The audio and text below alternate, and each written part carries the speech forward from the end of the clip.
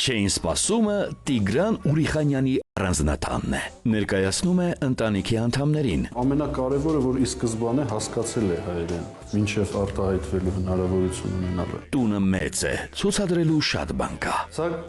այն գերադարանի մի մասն է, որի վրա տարիներ ծախսելու արդյունքում ես կոտրեցի աչքերս եւ հետո 3 անգամ ենթարկվեցի վիրահատությունների։ Անթիվ անհամար հավաքածուներ ունի ժամացույցների, գրիչների, շքանշանների։ Հավաքել սիրում եմ տարբեր բաներ, ամենակարևորը խոստումներ, որոնք ինձ տալիս են տարբեր մարդիկ, այստեղ չի լինում դա պահել։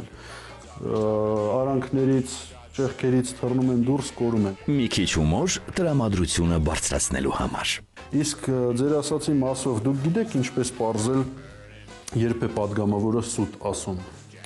Աչքերի մեջ նայել, հա։ Ոչ։ Թե ինչքան ճոռոմ խոստում է, այդքան մեծ սուտ է։ Ոչ, падգամավորը սուտ է ասում, երբ նրա շուրթերը շարժվում են։ Մի նկարի պատմություն կամ թե ինչ պատահեց լուսանկարվելուց հետո։ Շատ պատահաբար ստացվեց մի հետաքրքիր բան։ Սևանի ափին էինք, արևը մայր էր մտնում, բարձրացրեցի երեխային, պարզեցի ճիշտ այս պատկերը, որ հիմա ֆիքսում եք դուք, ու ստացվեց այն լուսանկարը։ Այս լուսանկարը։ Շատ հետաքրքիր է դա։ Հետո ինձ մեղադրեցին պլագիատում, գեղարվեստական պլագիատ անելու մեջ։ Այս նկարին նայեք ու տեսեք։ Չէին սպասում, դիտեք հայկական երկրորդ ալիքով։